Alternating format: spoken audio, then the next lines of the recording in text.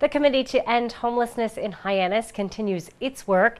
The Conservation Commission approves 2 projects to help improve drainage, and we'll learn about a local high school student who's making a big difference. It's Wednesday, March 23rd, 2016. I'm Sarah Mannel.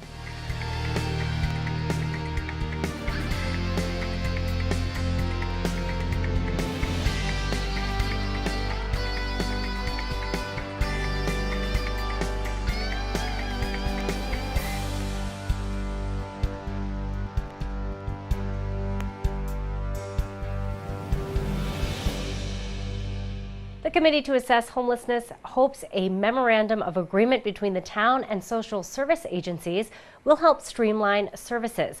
Committee member Deb Crow presented a draft memorandum of agreement during this week's meeting. It basically talks about some key points.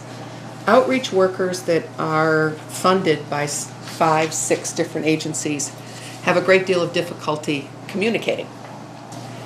They all have their own agency that they report to. Each agency has its own way of collecting and reporting data. Makes it a little bit challenging for outreach workers who are out there client-focused. And again, we want an outreach program that is absolutely client-focused and not so much agency-focused.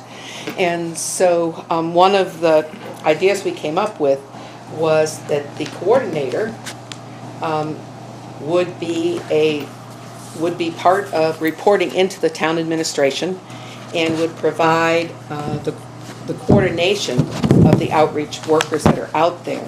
And also, we would ask the town to create a web presence where all the outreach workers could communicate with each other. Pretty essential to pick up assignments, drop off comments on clients without having to take all the outreach workers off the street for a couple hours a week so that they can have a meeting to talk about it. So those are 2 key points that we would look for the town to have a piece in. We would use existing tools that are available to get some statistics on what's happening out there. We would use people who are, we would talk about the number of police calls that come in. 2-edged swords, they may go up before they go down with a coordinated outreach program. To reduce the number of people who are actively out there in the streets and in homeless camps, we'd use the Main Street list, which has been created and is in work. And also the coordinated assessment process, which is being handled by the regional network to see who we can get into housing. The committee is also working to purchase signs that would be placed in areas frequently used as homeless camps. The signs would say that camping is not allowed on the property. Lieutenant Jeannie Chalice says it would give police the ability to enforce the no camping policy. Signs are the first step because it gives us the ability to go in there and take enforcement action. So. But because of the volume of calls that we're addressing, especially in the warmer months, to commit to, availability for X number of hours per week to go into the camps is not realistic. Okay. If there's a problem that arises, we can address it.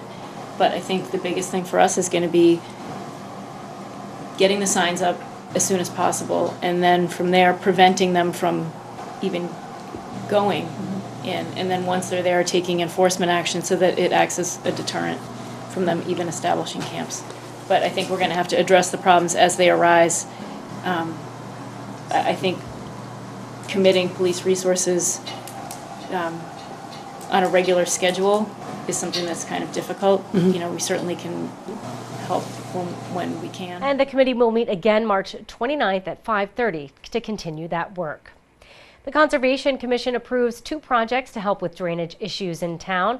The first project is on Commerce Road in Barnstable. Project manager Brian Celia talked about the need for the project before the vote. It's a long-standing situation where there's a huge puddle that encroaches at 118 erodes that area. It freezes over the winter, and there's an outlet pipe just directly behind that is overgrown and needs a little cleaning out. The second drainage project approved by the Conservation Commission is on Marston's Terrace in Hyannis.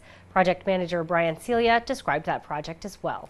This is pretty much the same existing issues where the outlet pipe is overgrown, and we had to locate it through jet rotting because the location hasn't been cleaned out for a long time, resulting in the backing up at the intersection of Marston's Ave and Scudder. Some very serious drainage issues that have frozen over the winter. And I'm adding additional structures further up. It's a huge pipe system that goes all the way up Scudder towards Pitcher's Way, and I'm adding additional leaching further up the system. And both of those drainage projects were approved unanimously. A Barnstable High School junior is giving back by hosting a clothing drive. I recently got to chat with organizer Olivia Fone. We share that interview with you now. Joining me now is Olivia Fone. Olivia is a junior at Barnstable High School. So excited to talk to you today. Mostly just so impressed with all of the things you're doing to help the community and help others. Let's talk a little bit about your project. You're working on a new project. You're doing a clothing drive for Cradles to Crayons. Talk to me first about how this got started. I know you started doing this in 8th grade. Yeah, so I was asked to participate in this government organization called Project 351. So basically it was founded by previous Governor Patrick. So Governor Patrick decided to form this organization in order to encourage 8th graders to participate in community service, which will strengthen their leadership skills, communication, time management. And basically the program is designed for, there's an 8th grader chosen by the principal or the superintendent or just even teachers based on their personality and their commitment to service. So I was chosen out of my grade 3 years ago. This was sort of an 8th grade project. There was no obligation for you to continue on, I'm assuming, but you went ahead and you wanted to continue it on anyway. What made you want to continue on with the clothing drive? I think it's really important for people my age, especially, to start service so young because, I mean, you grow up thinking that teens can't really make a difference, and the fact that I'm able to inspire so many people and ask so many people to donate, and I think it's really interesting how a lot of people are so stunned by this whole thing, like, I'm so young, so they're like, oh, this is great that this person's so committed to service. Yeah, because I think high school students are so busy oftentimes with sports, extracurricular activities, not to mention homework.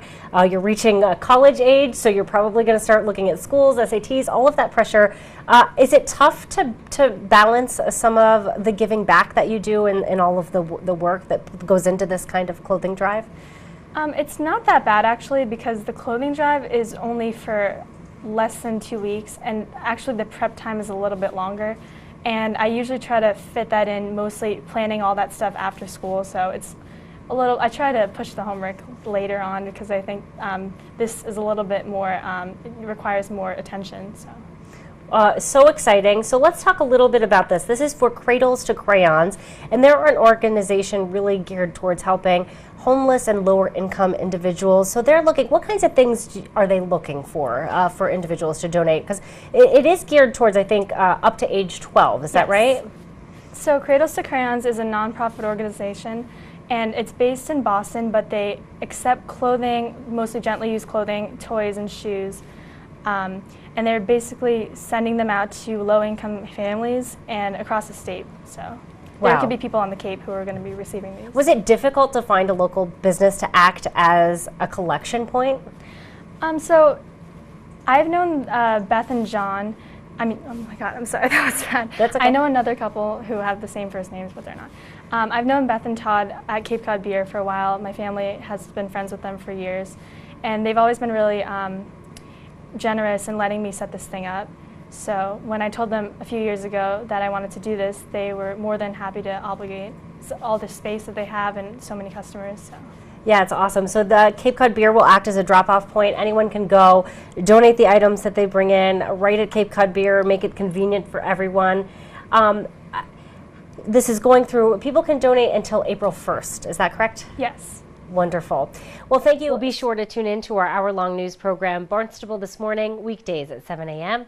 On tomorrow's show, we'll find out what's on the agenda for this week's Town Council meeting with Town Council President Jessica Rapp-Cressetti. We'll talk with Tom Kerr. He's the Cape Cod Regional Transit Administrator. Plus, we'll have all the news and information you need. For Barnstable Today, I'm Sarah Mannel.